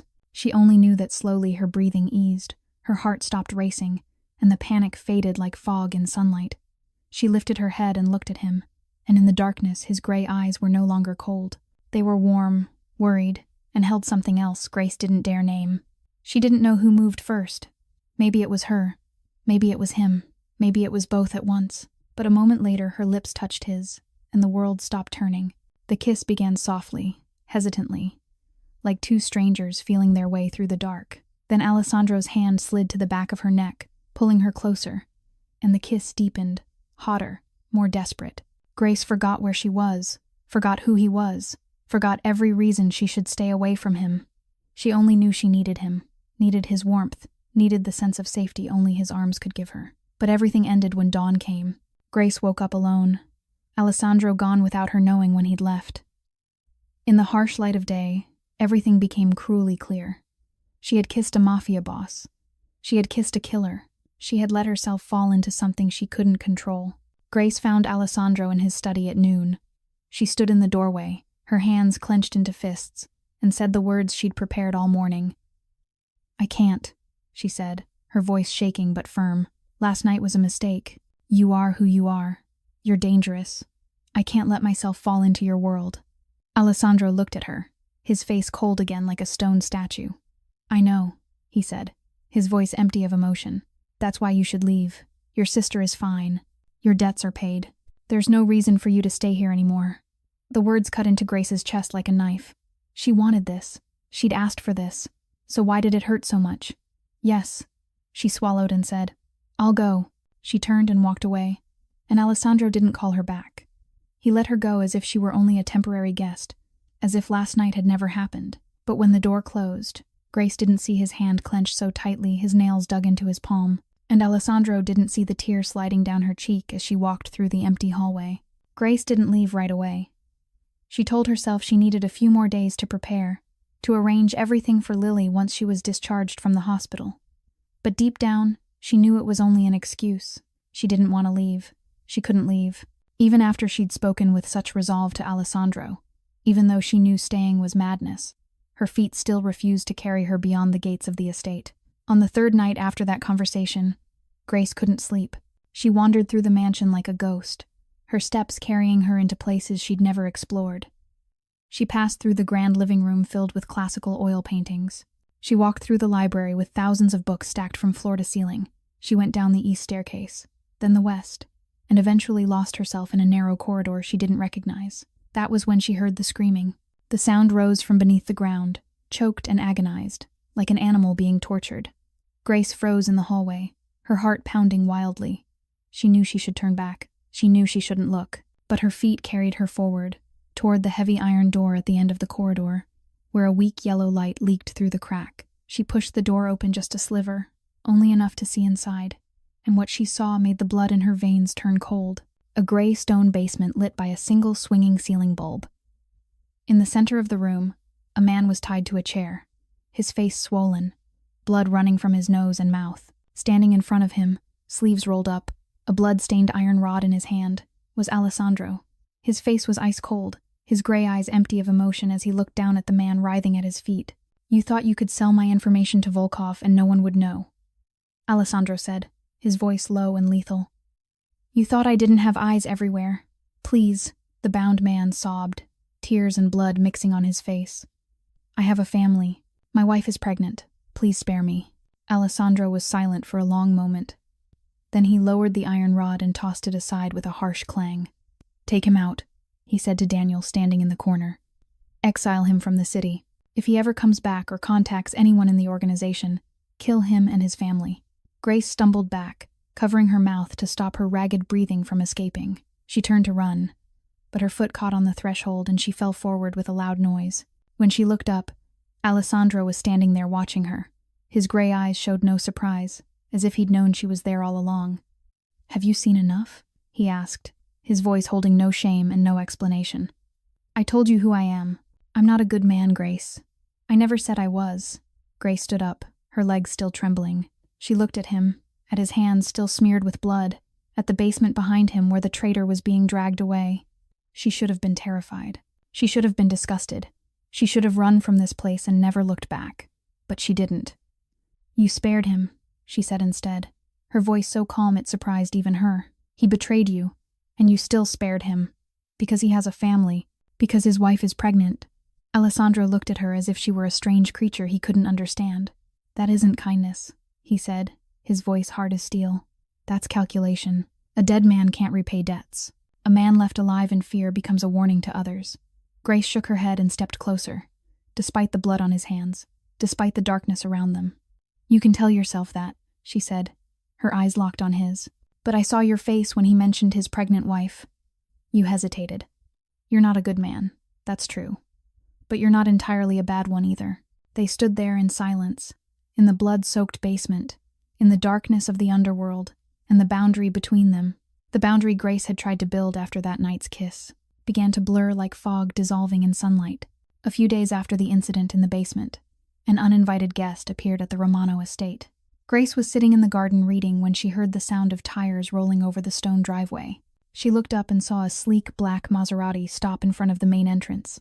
The man who stepped out caught her attention. He was a few years younger than Alessandro, around 34, with neatly styled brown hair and a handsome face marked by a classic Italian elegance. He wore a navy blue suit, polished leather shoes, and moved with the confidence of someone who belonged there. Daniel went out to greet him, and from the way they exchanged greetings, Grace guessed he was family. She wasn't wrong. That evening, during dinner, Alessandro introduced the man to her. "This is Victor Romano," Alessandro said, his voice flat and devoid of warmth. "My cousin. Victor will be staying here for a few days to discuss business." Victor turned to Grace with a brilliant smile, stepped closer, and took her hand in the manner of an old-fashioned gentleman. "So you're the woman who saved my cousin's life," he said, his voice sweet as honey. "I've heard so much about you, Grace Sullivan. Quite an extraordinary story. It's a pleasure to meet you." Grace tried to smile politely, but when her hand touched Victor's, a chill ran down her spine. Something about this man was wrong. On the surface, he was courteous, charming, and warm, but when she looked into his eyes, she didn't see that warmth reflected back. His eyes were cold and calculating, like a snake assessing its prey. Grace withdrew her hand faster than courtesy allowed, and she caught a brief flash in Victor's eyes. Irritation, or perhaps hostility. It vanished so quickly she wasn't sure she'd really seen it. In the days that followed, Victor appeared frequently around Grace. He asked about her life, about Lily, about how she felt staying at the Romano estate. The questions seemed harmless, yet the way he asked them made Grace feel as though she were being interrogated. She didn't share this unease with anyone, not even Alessandro. She told herself she was being overly sensitive, seeing danger where there was none, but her instincts, the same instincts that had kept her alive through years of hardship, screamed at her to stay away from Victor Romano. She didn't know that her instincts were entirely right. She didn't know that every night, after the lights in the estate went out, Victor slipped away and drove to an abandoned warehouse at the Red Hook docks. There, in the rancid darkness of salt air and diesel fumes, he met another man. Nikolai Volkov, the Russian Mafia boss, stood like a massive slab of stone, nearly 2 meters tall with shoulders as wide as a warehouse door. His hair was silver white and cut close to his scalp, and his face bore countless scars from a life steeped in violence. His eyes were an icy blue, cold as Siberian winter, and when he spoke, his voice carried a heavy Russian weight. "The girl," Nikolai said, lighting a Cuban cigar as thick as his thumb. "Who is she?" Victor crossed his arms and leaned against a rusted cargo crate. "A waitress. Nobody, but she saved Alessandro's life, and now he's obsessed with her. It's the first time in his life he's had a weakness." Nikolai exhaled a cloud of white smoke, his blue eyes narrowing. "A weakness can be exploited." "Exactly," Victor said, smiling in a way that never reached his eyes. "Alessandro has always been untouchable. He has no family to threaten, no lover to kidnap, nothing but that damned empire. But now things are different. Now he has her." "What do you want from me?" Nikolai asked bluntly. "I want the Don's seat," Victor replied without hesitation. "I've lived my entire life in Alessandro's shadow. His father was Don. Then Uncle Marco chose him as successor instead of me. I was pushed aside, treated like a parasite, while he sat on the throne that should have been mine." "And what do I get?" Nikolai asked. "The East Coast Territory," Victor said. "When I become Don, I'll hand over all the shipping routes, from New Jersey to Boston, to you. We can divide this city instead of waging endless war." Nikolai fell silent, considering, his fingers tapping rhythmically against the metal crate. Then he nodded slowly. "I'm listening. What's your plan?" Victor smiled, a venomous smile like a snake's bite. "The Peace Gala," he said. 2 weeks from now. All the major families will be there. Alessandro always attends alone, as is tradition. But this time, he won't go alone. He'll bring the girl. And that's when we strike." "How?" Nikolai asked. "Kidnap her," Victor replied. "Use her as bait to lure Alessandro into a trap. He'll come to save her, alone, unarmed, exactly as we want, and then he'll die by our hands." Nikolai stared at Victor for a long moment, then laughed, the sound echoing through the empty warehouse. "I like you, Victor Romano," he said, extending his hand. "We have a deal." Their hands clasped in the darkness, sealing a conspiracy that would soon drag Grace Sullivan into a danger she had no idea was coming. 2 weeks had passed since Victor appeared at the estate. Lily had been discharged from the hospital and moved into the new apartment in Brooklyn Heights that Alessandro had rented for the sisters. Grace was still staying at the Romano estate for reasons she didn't want to admit even to herself, but every week she visited her sister at least twice. That day was a rare, sunlit Saturday afternoon in the middle of a New York autumn. Grace asked Alessandro for permission to visit Lily as usual. She'd fully recovered and felt suffocated by always being accompanied, so she asked to go alone. Alessandro hesitated. He didn't like the idea, and Grace could see it in the way his jaw tightened. But then he nodded, perhaps because he didn't want her to feel like a prisoner, perhaps because he knew she needed space. He only asked that she call when she arrived and when she was on her way back. She promised she would. The taxi dropped Grace off in front of Lily's building around 2 in the afternoon.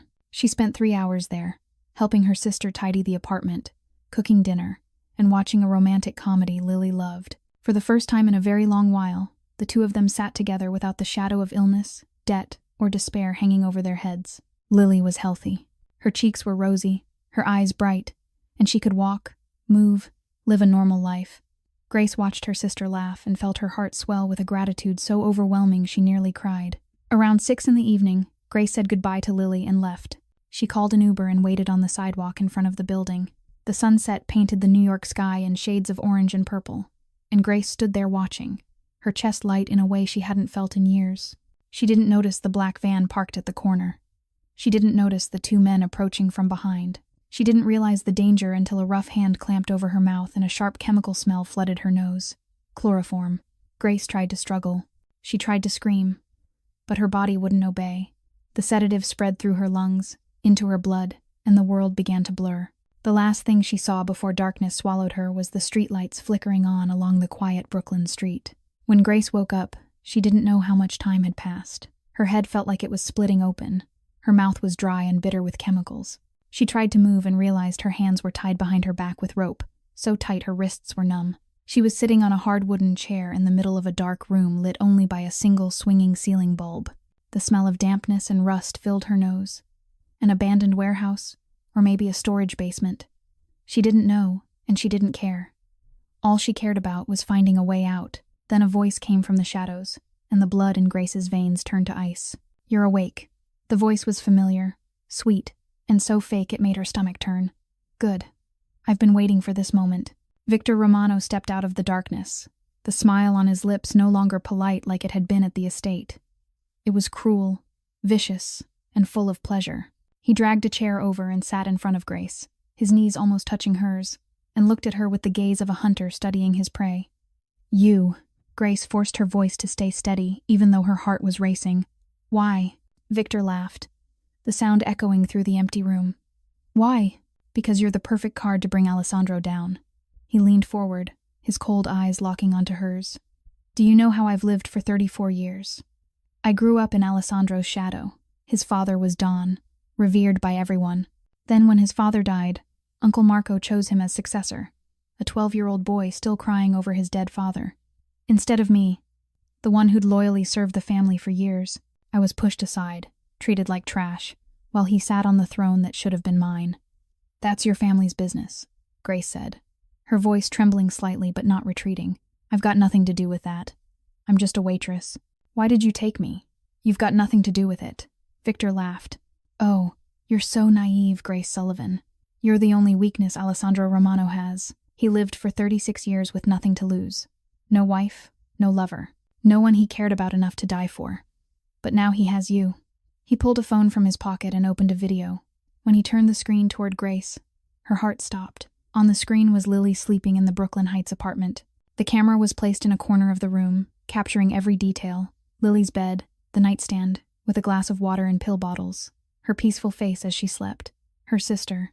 Someone had broken into Lily's apartment and planted a camera without her knowing. "All it takes is one call from me," Victor said, his voice cold as ice. "Just one call, and my people will pay your sister a visit. Do you want to know what'll happen then?" "Don't," Grace screamed, her voice breaking. "Please, don't touch Lily. She's got nothing to do with this. She's just recovered. Please, I'll do anything you want. Anything." Victor slipped the phone back into his pocket, satisfaction clear on his face. "I don't need you to do anything. I just need you to sit here and wait. Alessandro will come. He'll rush in to save you like a moth to a flame. And then he'll die. And I'll take the Don's seat, the way it should have been from the beginning." "You're insane," Grace said, tears streaming down her face even as her gaze didn't waver. "Alessandro will kill you. Do you even understand who you're dealing with?" Victor stood and looked down at her with contempt. "You think he loves you," he sneered. "He doesn't know how to love. He only knows how to own. You're just a new toy to him. A little bird he picked up off the street. When he's bored, he'll throw you away like garbage." He turned and disappeared into the darkness, leaving Grace alone with her fear and despair. But in the middle of the panic, one thought cut through her mind. Victor said Alessandro would come. That meant Alessandro would know she'd been taken. That meant he would look for her. And when Alessandro Romano set his mind on finding something, no one could stop him. Grace closed her eyes and prayed. Prayed he'd arrive in time. Prayed Lily would be safe. Prayed this wasn't the end of the story they'd only just begun to write together. Alessandro knew something was wrong when the clock struck 7 in the evening, and Grace still hadn't called. She had promised she would call when she left Lily's apartment. She always kept her promises. He dialed her number. No answer. He called again, and again, and again. Each unanswered ring tightened something around his heart. By the 10th call, he stopped waiting. "Daniel." Alessandro called his guard, his voice sharp as a blade. "Find Grace." Now, within 30 minutes, Daniel returned with news that made Alessandro's world collapse. Security cameras on a Brooklyn Heights street had captured Grace being dragged into a black van by 2 men at 6:15 in the evening. Fake license plates, no trail. She had vanished. Alessandro stood in his office, staring at the laptop screen, replaying the footage on a loop. He watched Grace struggle in her kidnapper's grip, watched her body go slack as the sedative took hold, watched her being thrown into the van like a sack of cargo, and something inside him shattered. His hands clenched, knuckles turning white. Then he slammed them down. One punch, then another, then another. The solid oak desk cracked under the fury of his blows, blood dripping from his knuckles, but he didn't stop. He kept hitting until the desk split in two, until Daniel rushed in and grabbed him. "Boss!" Daniel shouted. "Calm down. We'll find her." Alessandro shook Daniel off, his eyes burning with a fire Daniel had never seen in 14 years at his side. This wasn't anger. This was madness. "Find out who's behind this," Alessandro said, his voice low and lethal like a demon's growl. "Tear this city apart if you have to. I want to know who dared touch what's mine." Daniel nodded and disappeared. Over the next 2 hours, the entire Romano network was mobilized. Street informants were interrogated. Security cameras across the city were hacked. Every source, every eye, every ear focused on one goal alone, finding Grace Sullivan. And then the answer came, more brutal than anything Alessandro could have imagined. "Victor," Daniel said, his face pale. "Our people traced the van to a warehouse in Red Hook. That's Nikolai Volkov's territory. And Victor has been spotted in that area multiple times over the past week." Alessandro stood frozen. Victor, his cousin, blood of his blood, the man who'd shared meals with him, laughed with him, looked him in the eye while hiding betrayal in his heart. For a brief moment, pain cut through Alessandro's chest like a blade. Not because Victor had betrayed him. Betrayal was an old language in his world. But because Victor had dared to touch Grace. Victor had dragged her into their war, used her as a disposable pawn in a power game she never chose. "Prepare the men," Alessandro said, his calm more terrifying than rage. He'd crossed through madness and emerged on the other side, where only the cold calculation of a predator remained. "Tonight, we bring our girl home." "Boss," Daniel hesitated. "Victor wants you to come alone. It's a trap. I know." Alessandro looked out the window as darkness swallowed New York City, but he took Grace. "He thinks that's my weakness. He's right." Alessandro turned back to Daniel, his steel gray eyes forged in fire. "But he's made a fatal mistake. He thinks I'll come alone." Daniel understood and nodded. He pulled out his phone and began making calls, summoning everyone loyal to the Romano family. Tonight, war would begin. The Peace Gala was not an ordinary party. It was the largest underground diplomatic event of the year, where the most powerful Mafia families on the East Coast gathered beneath the disguise of a lavish charity evening. This year it was held at the Temple of Dendur inside the Metropolitan Museum, an ancient space where a 2,000-year-old Egyptian temple stood encased by towering glass walls overlooking Central Park. Crystal chandeliers floated above like artificial constellations. Dom Perignon champagne flowed like water, and among tailored suits and glittering evening gowns, billion-dollar deals were sealed, alliances were forged, and sometimes death sentences were quietly delivered. Victor had chosen this night to carry out his plan. He knew Alessandro would come. He had sent his cousin a single message. "Peace Gala, 11 at night. Come alone or she dies." Alessandro arrived on time. He walked through the main entrance of the museum alone, without Daniel, without guards, without anyone. He wore a flawless black tuxedo, hair slicked back, his face carved from stone. His gray eyes swept the room, searching, calculating, planning. None of the hundreds of guests knew that, beneath the fine fabric, Alessandro was carrying 3 guns and 2 knives. No one knew that outside the museum, 20 of his men were waiting in the darkness for the signal to storm in. Victor stood at the opposite end of the room beside Nikolai Volkov, both of them holding champagne glasses as if this were any ordinary evening. When Victor saw Alessandro enter, he smiled and tilted his glass toward his cousin in greeting. Alessandro didn't respond. He walked forward, each step steady and lethal, cutting through the crowd like Moses parting the Red Sea. People instinctively moved aside as he passed, something primal telling them this was not a man to block. "You came," Victor said when Alessandro stopped in front of him. "I knew you wouldn't disappoint me. Where is she?" Alessandro didn't ask. He commanded. "Safe," Victor replied, taking a sip of champagne as if they were chatting idly. "Upstairs. Tied but unharmed. I'm not a barbarian. You know that." Alessandro looked at his cousin, the man he'd grown up with, the man he'd trusted like blood, and searched for any sign of regret. He found nothing but envy and hatred that had been festering for 34 years. "Why?" Alessandro asked, his voice low and distant. "You're my blood. I gave you everything. A position in the organization, money, respect. And you still betrayed me. Everything." Victor laughed, the sound bitter and warped. "You gave me everything. You gave me your shadow to live in. You gave me the role of second in command so I'd always stand behind you. You gave me the respect people show the loyal dog of the Great Dawn." His teeth clenched as madness began to slip through the polite mask.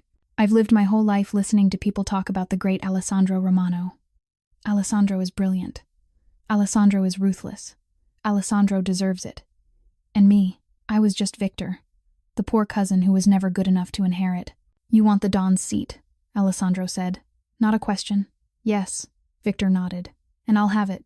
Tonight you die, and I take your place. The Romano family will be mine, the way it should have been from the start." Alessandro glanced at Nikolai beside him, the Russian boss with ice-blue eyes and a smug smile. "You sold your soul to the Russians," Alessandro said. "You think Volkov will leave you alone after I'm dead? You think he'll keep his word to a man who betrayed his own blood?" Victor didn't answer. For a split second, doubt flickered in his eyes. Then it vanished, replaced by the blind resolve of someone who'd gone too far to turn back. "Enough." Nikolai spoke, his voice heavy with Russian weight. "Enough talking." He gestured, and from all around the room, more than 30 of his men drew their guns and aimed at Alessandro. Guests screamed in terror and surged toward the exits, but Volkov's men blocked every way out. "Goodbye, Alessandro Romano," Nikolai said, raising his champagne glass like a funeral toast. "It's been a pleasure knowing you." Alessandro said nothing. He only smiled, a cold and terrifying smile. Then he lifted a hand to his chest and pressed a small button hidden beneath his tuxedo lapel. The signal.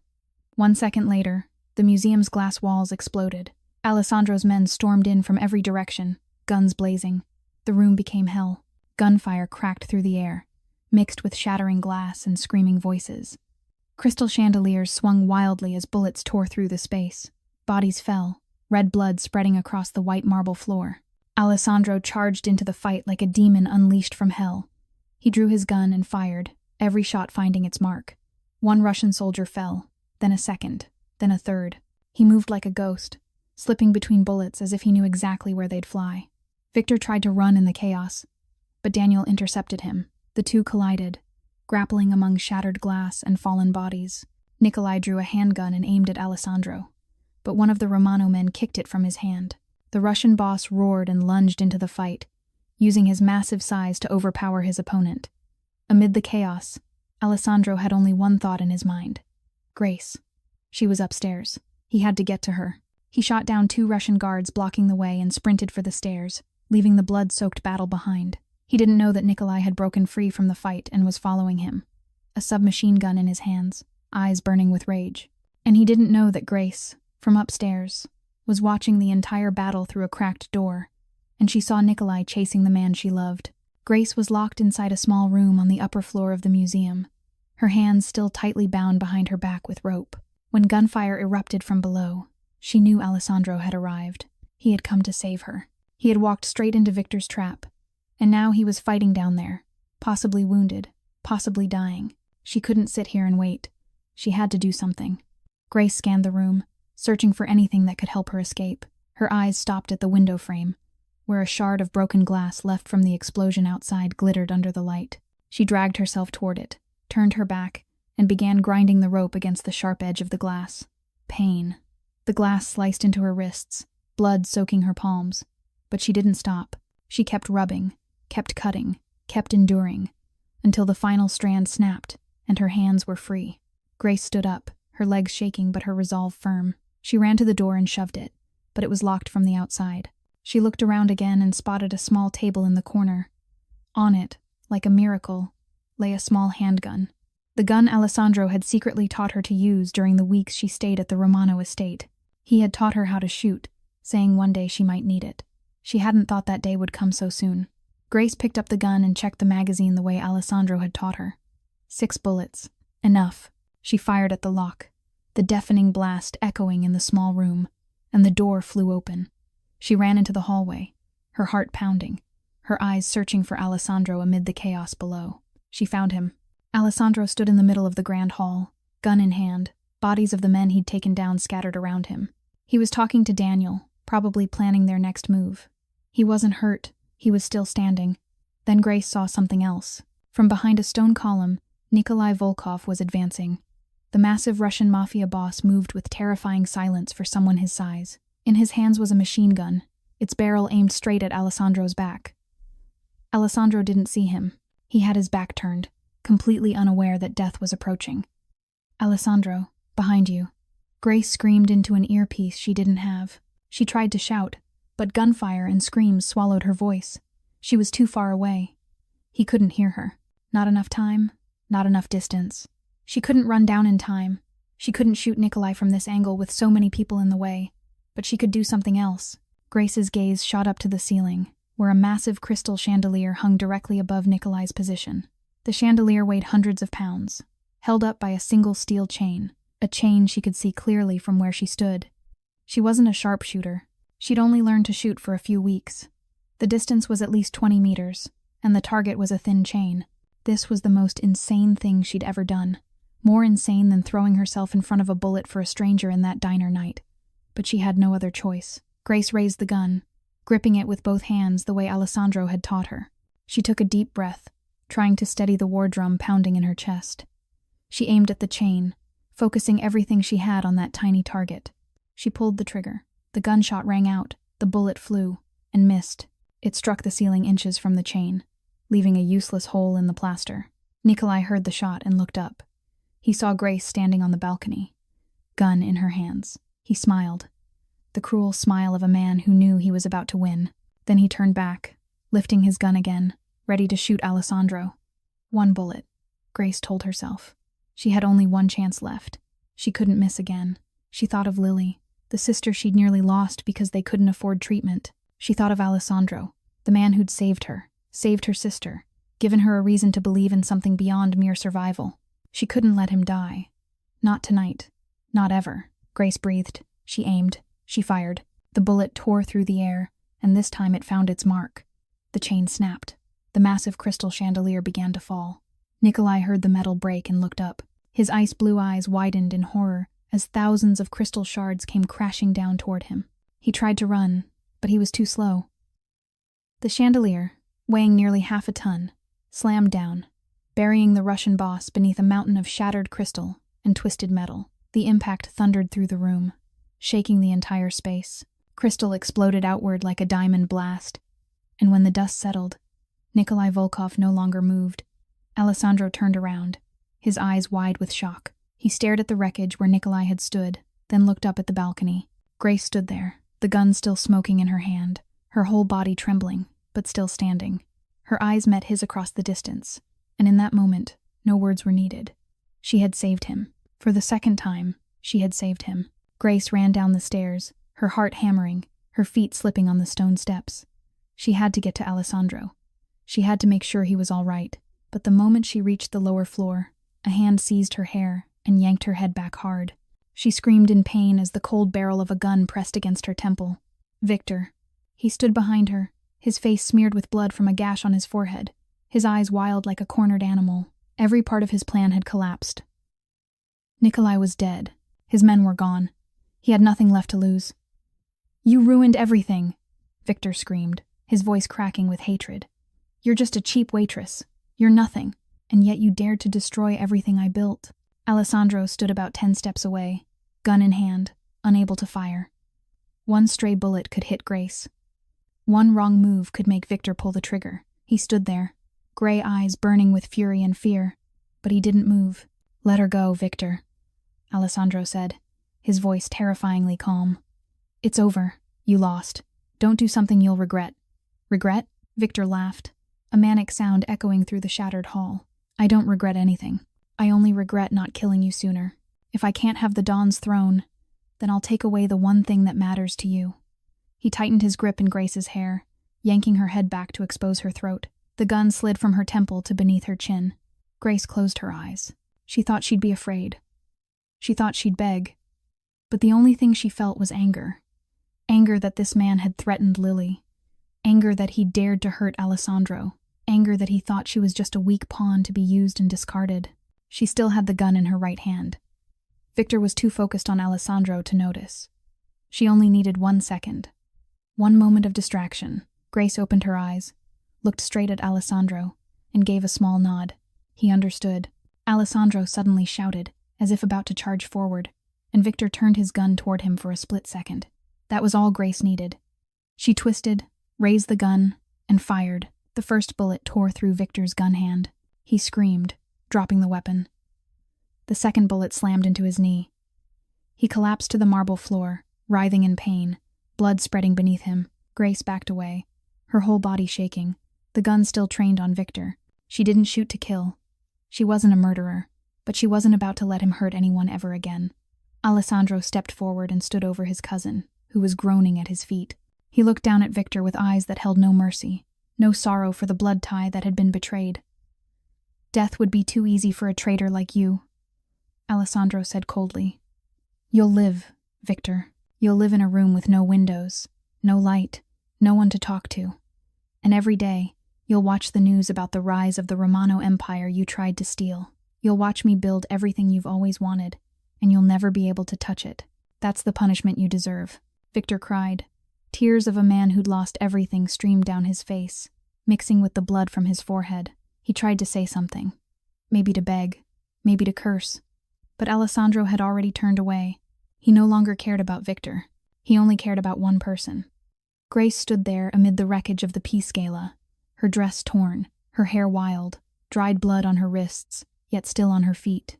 She watched Alessandro walk toward her, and every wall she'd built inside herself collapsed. He pulled her into his arms, so tight she could barely breathe, but she didn't complain. She wrapped her arms around him, buried her face against his chest, and let the tears fall.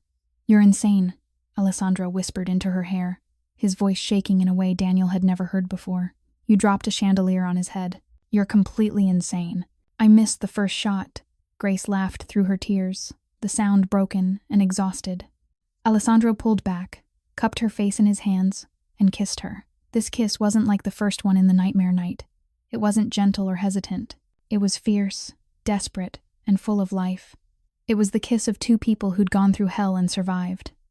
Around them, police sirens began to wail in the distance. The peace gala had ended in a sea of blood. But for Grace and Alessandro, their story was only just beginning. 6 months have passed since the blood-soaked night at the peace gala. New York winter has given way to cherry blossoms blooming along Central Park. And Grace Sullivan's life has changed in ways she never dared to imagine.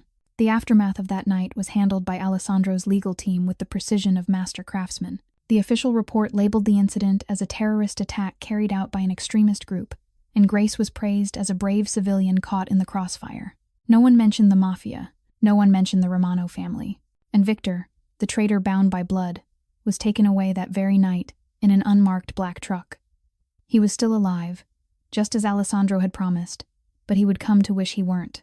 His cell lay deep underground in a place no one knew, with a single television broadcasting the news 24 hours a day, forcing him to watch the Romano Empire grow stronger with each passing day, knowing he would never touch it.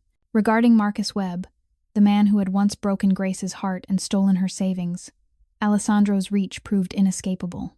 Daniel reported that the money had been fully recovered and returned to the sisters, ensuring that the ghost of Grace's past was finally laid to rest. The Russian family withdrew completely from the East Coast after Nikolai's death.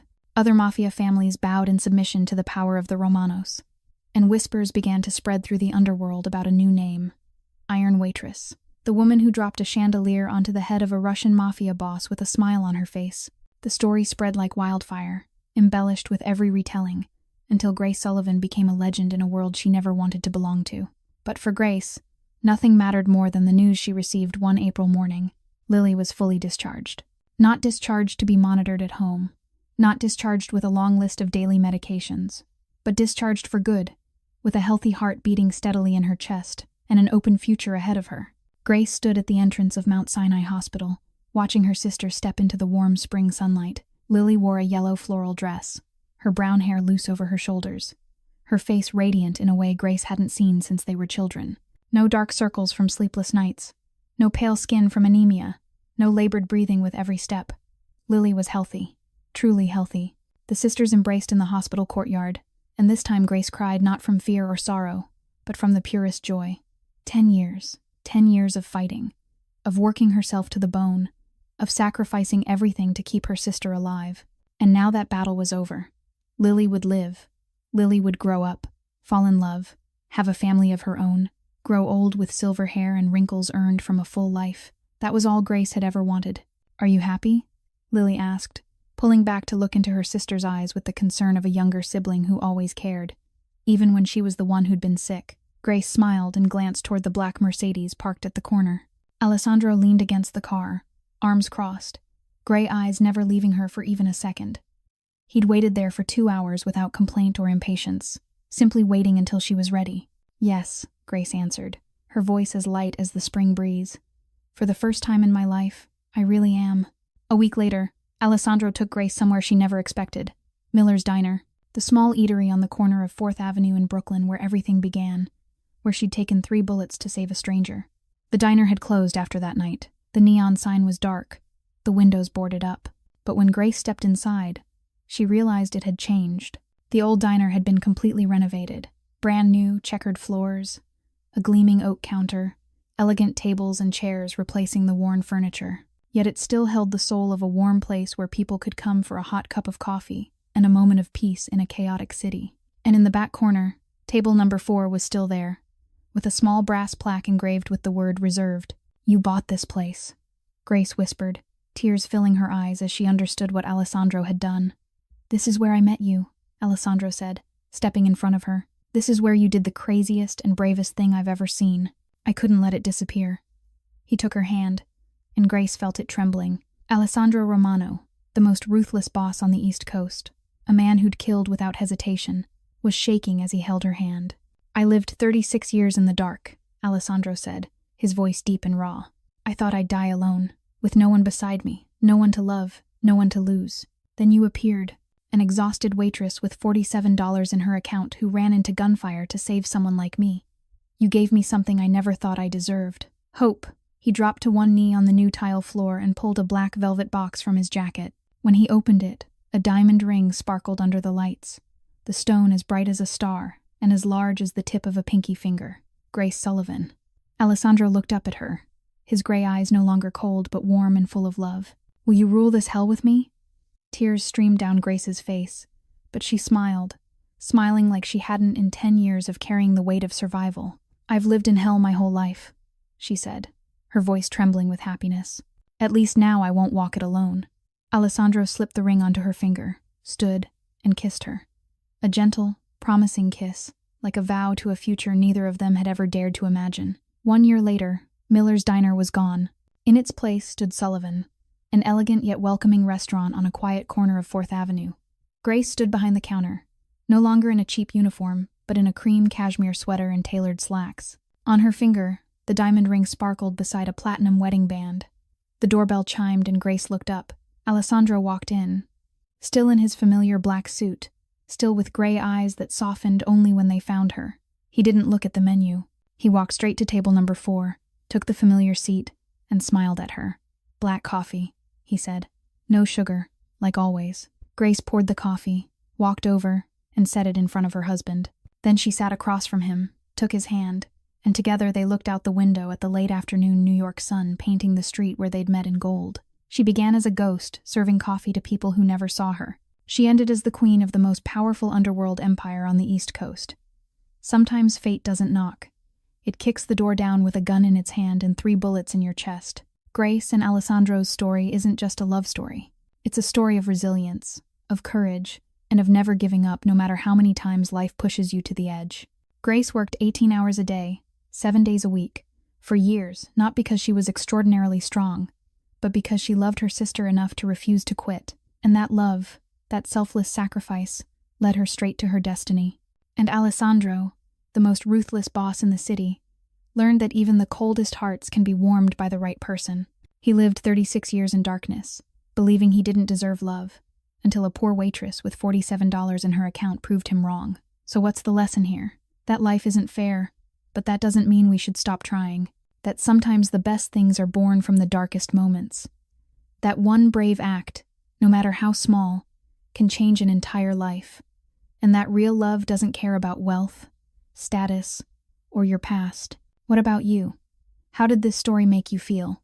Have you ever faced moments when you thought you couldn't go on, yet somehow you stood up and kept moving forward? Do you believe a single act can change your destiny? We'd truly love to hear your thoughts and feelings from the deepest part of your heart. Please share them with us in the comments below. If this story touched you, take a second to like the video and share it with someone you love. Don't forget to subscribe to our channel and turn on notifications so you don't miss new emotional and captivating stories every day. Your support is our greatest motivation to keep bringing you quality content. Thank you for staying with us until the very last moments of the video. We wish all of you watching good health, a life filled with joy and happiness, and peaceful days spent with the ones you love. Remember, no matter how hard life gets, there's always light at the end of the tunnel, just like Grace found her light after so many years of darkness. Goodbye for now, and we'll see you in the next video.